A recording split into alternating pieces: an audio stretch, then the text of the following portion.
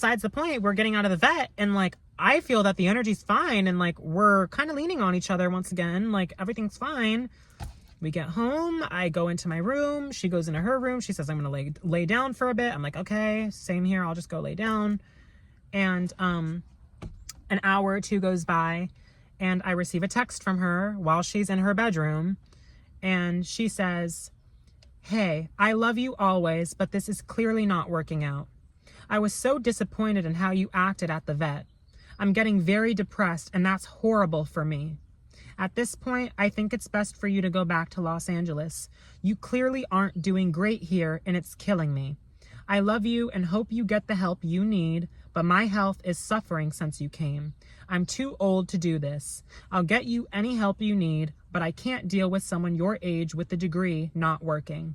Looking for tickets for next week for you. Biscotti will always be your son, if you even care, by how you acted today. I say not really, but he's still your boy.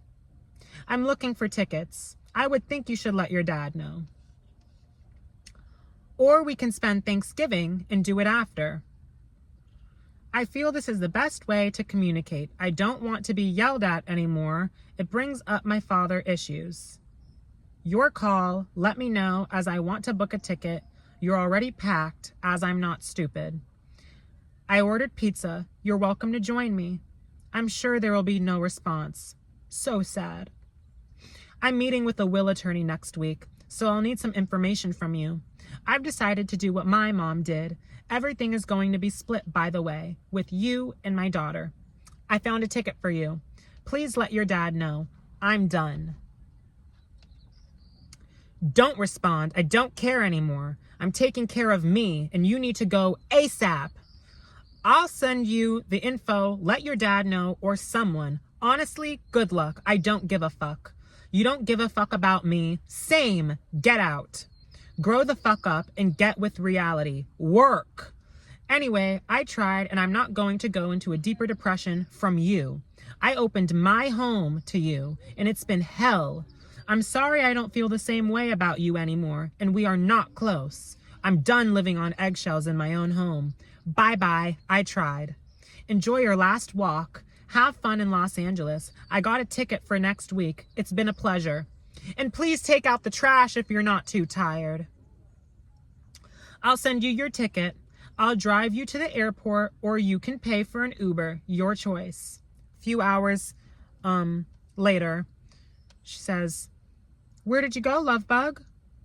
An hour later, I got a ticket per your wish. I'm not feeling well and throwing up, but I'll be okay. Ordered Taco Bell. A few hours later, I say, where's the ticket? I'm sorry you're not feeling well. I don't eat Taco Bell, but thanks. A few hours later, she sends the ticket.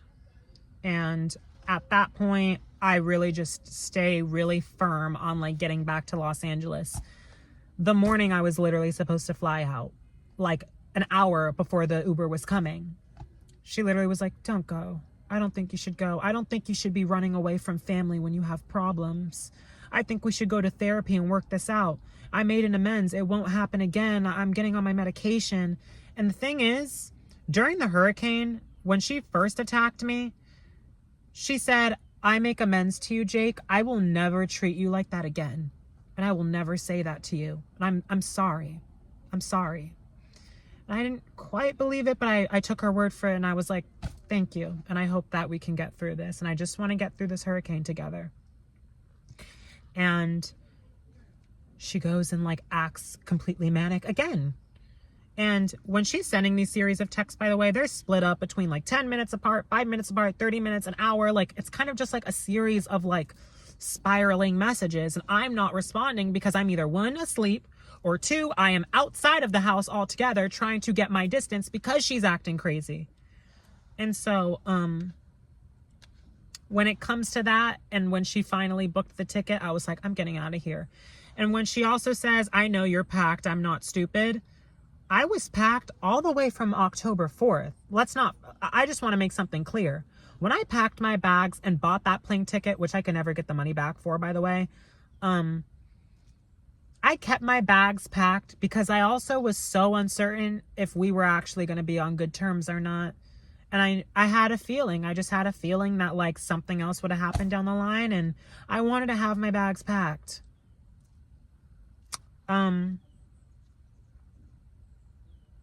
Yeah. So I had my bags fucking packed. And I want to reference something else she said. She said, please take out the trash if you're not too tired.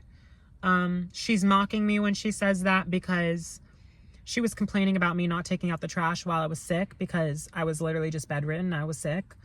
But I didn't know that she expected me to take out the trash every single time because she never communicated it.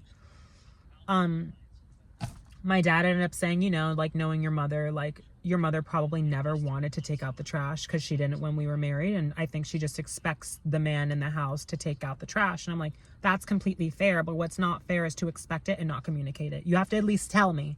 We can't know when we're experiencing things or when we need things or we need help, but we don't say anything. So I'm not wrong for not taking out the trash. You should have said something. So regardless, she was mocking me because I said I was tired after working and being sick, and she was just being a bitch is the truth of the matter. And I hate to say that about my own mother because I love her. I'll always love her. But she was being a cunt. I ended up leaving. I ended up going back to LA. And the following day after getting back to LA, she sends me this picture of Biscotti by my door. And it's just emotionally manipulative. It's hurtful. You know, this attachment that I've built with him. You probably got him for that reason, just a little bit. And you know that it was unfortunate for me to have to walk away from him. This is not ideal situation for me. Like, I was planning to move there. And I felt good about it until I was being abused and harassed. So she sends me that picture and she says, he's doing okay. I said, stop sending me this and thank you. She says, I'm sorry. I thought you would be happy to see him. I won't send pics. I thought you would like it. I said, it's cute, but you know it's a little twisted to show me the day after leaving because of toxicity. Refrain from texting me, please. I need some space and time to reflect and heal. I love Biscotti and I love you. She says, okay, I understand. Love you too. The next day, she texts me. She said, yes, I need to reflect and heal. Definitely need to heal from this. Still overwhelmed. Oh, you probably blocked me. Your mother.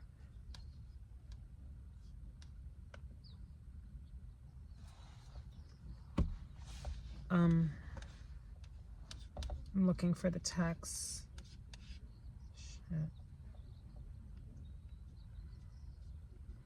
Oh, okay.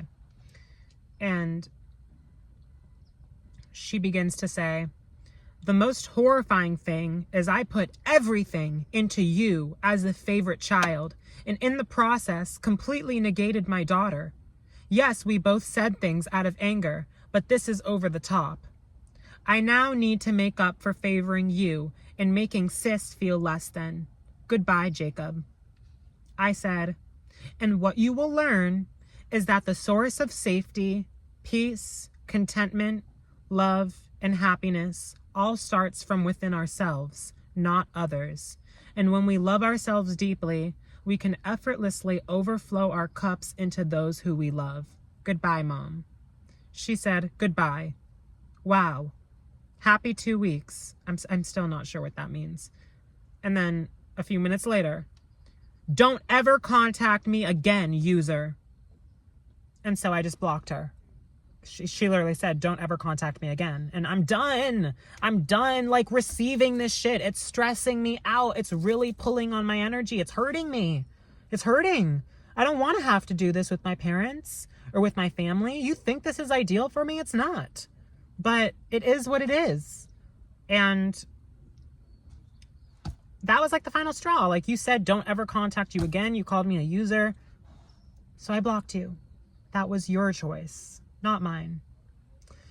A week later, she ends up sending me an email.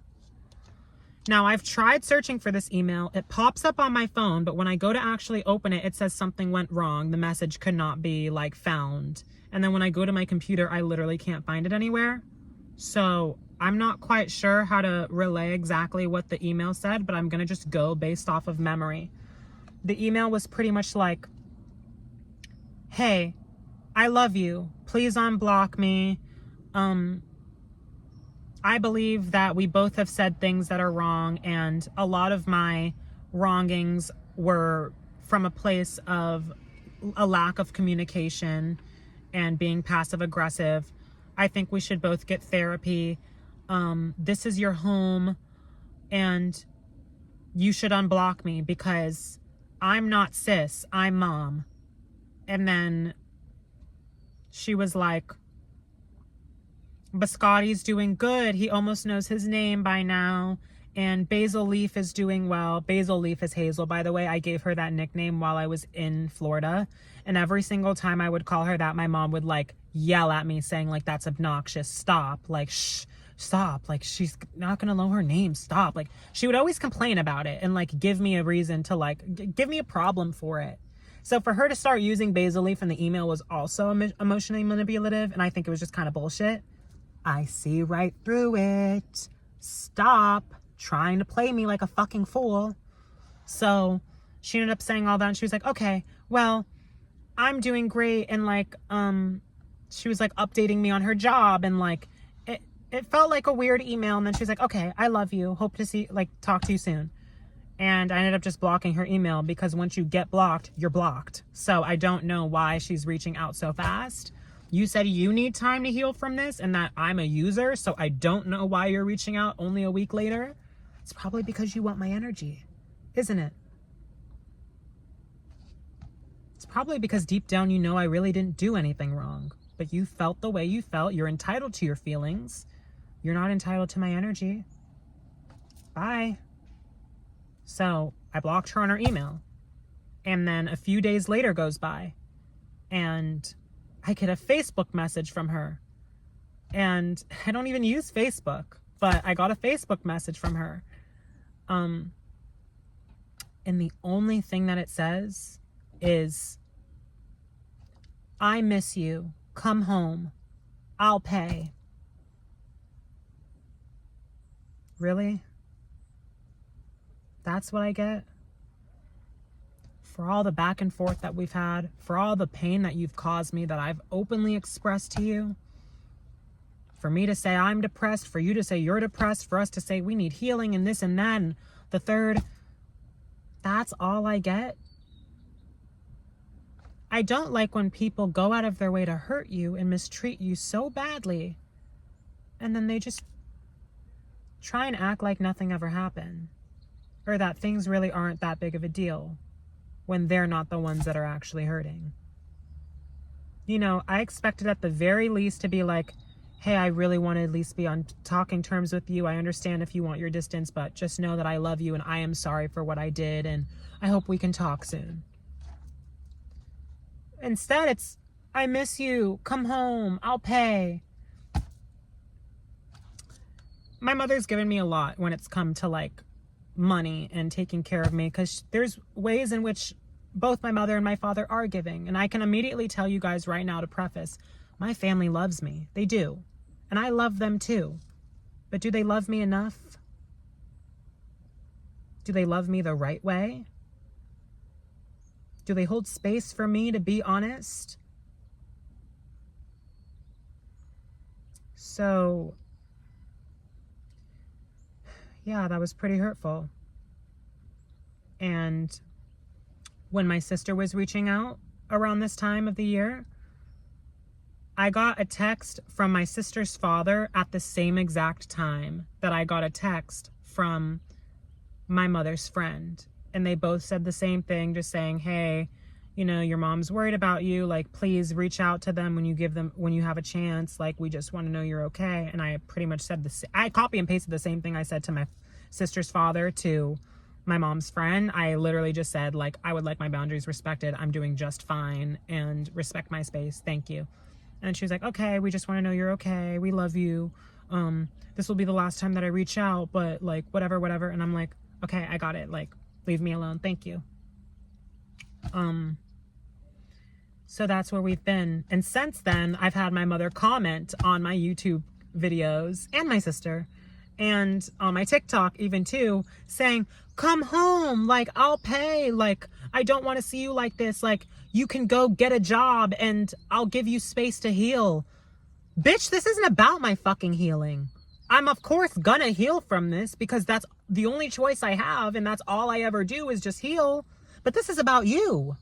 This is about you picking up the mirror and actually seeing what you did, instead of just diverting it onto something else. This isn't about me and needing my space and needing healing. This is me saying bye because you're not giving me what I deserve. And that's the most disappointing thing. It's been really hurtful. And I know it might seem like I don't like experience pain or that I don't feel bad or anything. I've felt the feelings already. I've felt them. I still feel them. But what is that going to change? And also,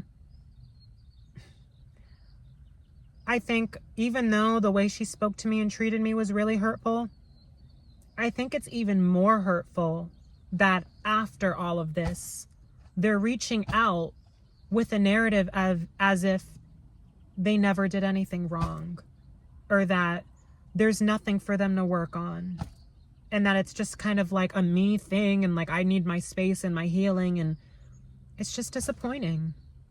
It's disappointing, so I'm disappointed. So, if anyone's asking why I am not with a parent or with my mom, that's the reason.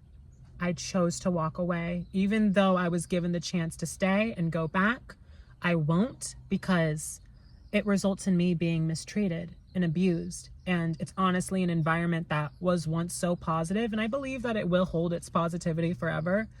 But it began to become really toxic, and I began to sleep with anxiety every night. Hearing the suitcases flying around and bye, hasta la vista, all the side comments, all of the harassment, all of the door slamming and the stomping.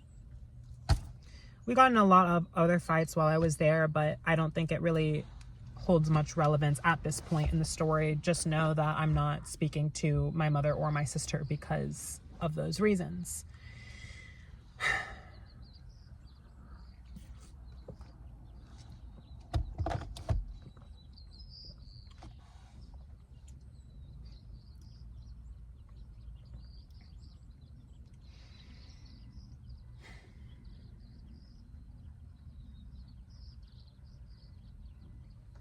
The final person on the docket is my father.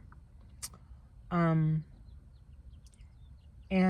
I think this situation is a little bit, well, it's all tricky, but the way this happened was, as I was going through this healing journey, I really began to hold space for myself. I need you guys to understand something for anyone who can relate. I used to be someone who would never say anything about how I was feeling. I never said a thing about being upset or being stressed out or being angry or holding resentment towards someone or anything like that. I never gave myself that space because I was the peacekeeper child. I was born into this family without that choice to be who I wanted. I had to just be the golden child by default because my sister was the fuck up child. She was the rebel child, fighting with my mother all the time, being the one that was disrespectful, cussing out my mother, and, getting herself into trouble, running away from home. And I just had to be there to take care of everyone. And I didn't want to put more onto these people's plates because I loved them. And I'm so sensitive to energy. Even at a young age, I knew that these people were in pain, and I didn't want to add to that at all. So I always kept my throat chakra closed. I always kept my voice quiet. I always suppressed my feelings. This healing journey has allowed me to really go deep within myself and realize, what the hell is it that I'm feeling? What did I go through? How do you feel about it? And I think I was just holding space for myself, and vocalizing it to the people that I thought I could vocalize it to and be very close and honest with, and that loved me unconditionally. And I would just, you know, bring up times where I experienced childhood trauma of my own, and you know, it would result in my mother just walking away from me and going on her phone and leaving the room while I'm trying to have an intimate conversation, and not really wanting to hear it. And I understand that they don't want to hear it out of not wanting to hold guilt. I think that's one feeling that humans tend to really run away from, because it's a really hard feeling to deal with, is guilt. One way in which I feel I've already recognized that is literally with the homeless. You know, I'm not saying that just because I'm in the predicament, but it's really sad that people pass these people on the streets every day and don't give more. You know, I'm not saying, sometimes we're not in a situation to give. I don't pull over every single time I see a homeless person. I don't always have food or a dollar to give, but I do give when I can, or I at least look and smile. Sometimes I feed into the guilt too, and I don't look because I know I don't have something to give. Not because I'm just a dickhead and I don't want to look, and I know that I'm not giving anyways. Some people out here look at the homeless like they're nothing.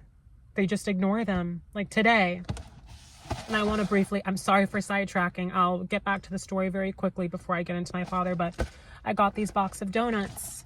Thank you to Claudia and Ava who cash apped me. I was able to get these box of donuts. I ended up giving one to the homeless guy that was right outside the donut shop, and he asked me if I had coffee too. I said, no, I didn't order any. I'm sorry, but I hope you enjoy it. And, you know, he was in the street as I was walking out the store, and there was literally a cop right in front of him, like approaching him in the car, and they just kind of swerved out of his way. And I just think it's crazy to me that there's so many people out here that have way more to give than me, and they just choose not to. Even if it's a, do you want me to run inside and grab you some water? Or even if it's just to speak to them, to look at them like they're human beings too, and they're still part of society, but we don't know what their situation is. You don't need to hold guilt if you don't want to. You have the choice. I understand feeling guilty would feel like shit. I get it. But then just choose not to feel guilty. Choose to just show up differently. You don't have to do it all the time and feel obligated to do it or to always help. But why can't you just show up differently? Maybe you feel guilty because you are judging them, whether you want to admit that or not. And you are looking at them differently compared to everyday, you know, civilians in society. I'm sorry for sidetracking, and I want to thank again the girls who cash apped me, because that allowed me to feed myself today, but also to give back to someone that needed it more. But to get into the ordeal with my father.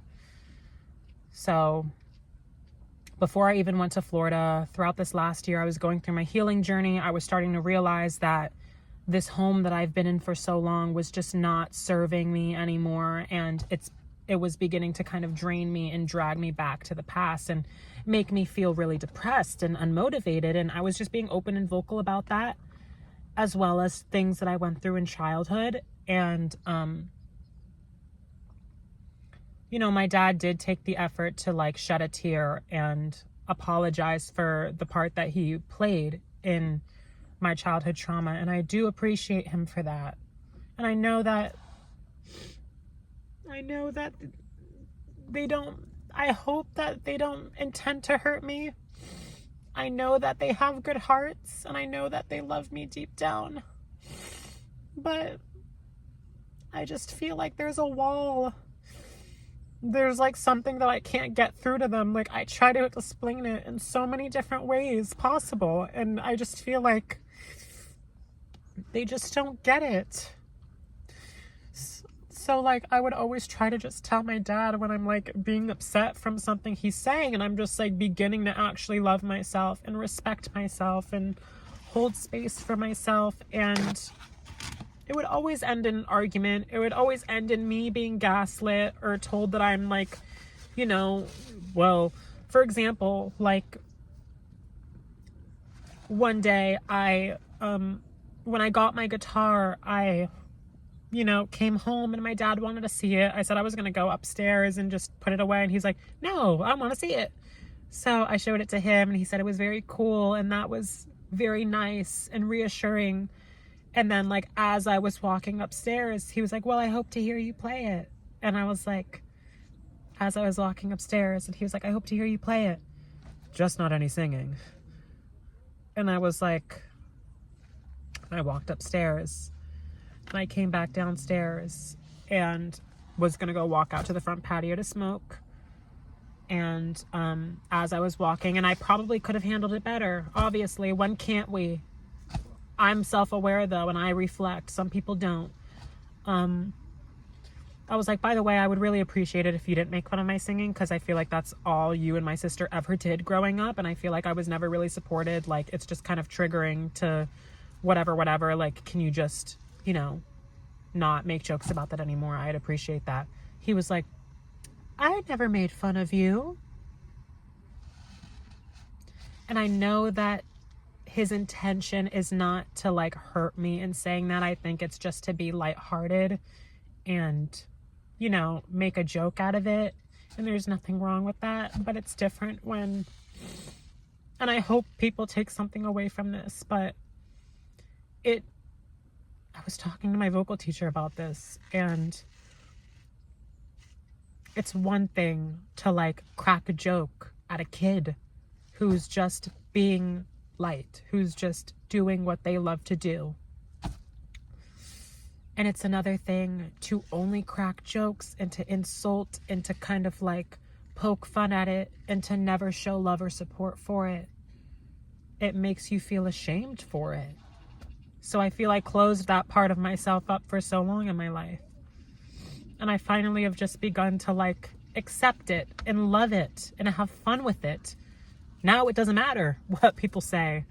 But, you know, I just wanted to be honest with my dad and just have that open line of communication like I want in any relationship, regardless if it's romantic, platonic, familial, if it's a mentorship or, you know, a teacher. I don't care who it is. I feel like you should just be openly communicating in the present moment, getting things off your chest and just being fully transparent. Not to start a fight or anything, but just to be honest and to create that sort of space for one another.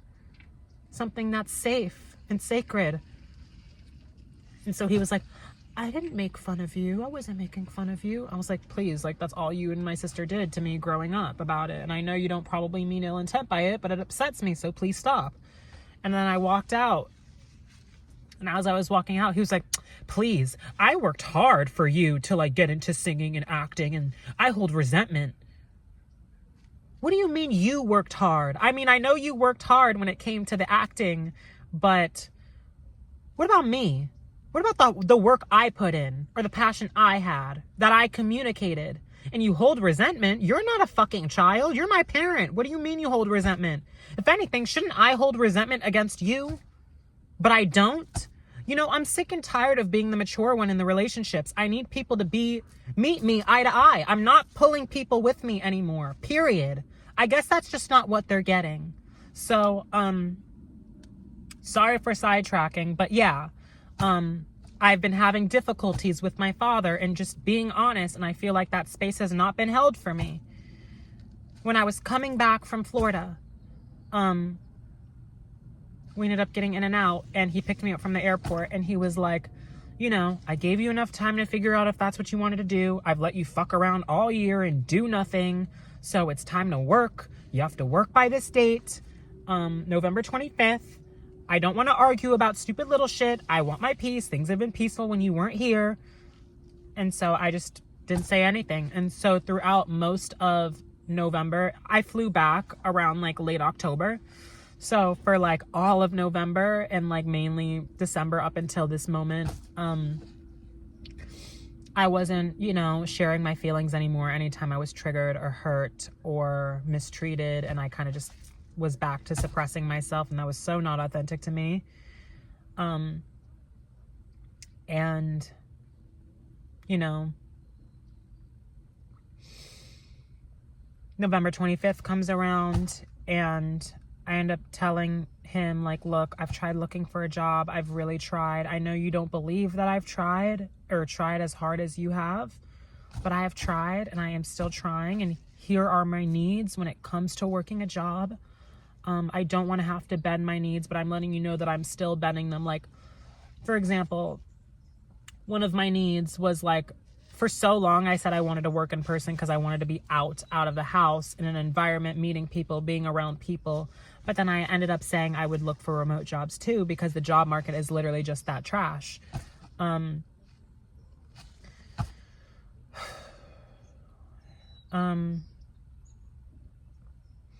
And so he was like, okay, like, I understand you and I get it. And we're just trying the best we can. That's what he said on November 25th. That's it. And so then come December, like 3rd, it's one night, he's in the kitchen doing dishes, getting ready, before he's getting ready to go to bed. I walk in there. His back is just turned to me. He sees that I walk in though. And I'm like, you're awful quiet. He's like, I'm tired. I was like, are you tired all day?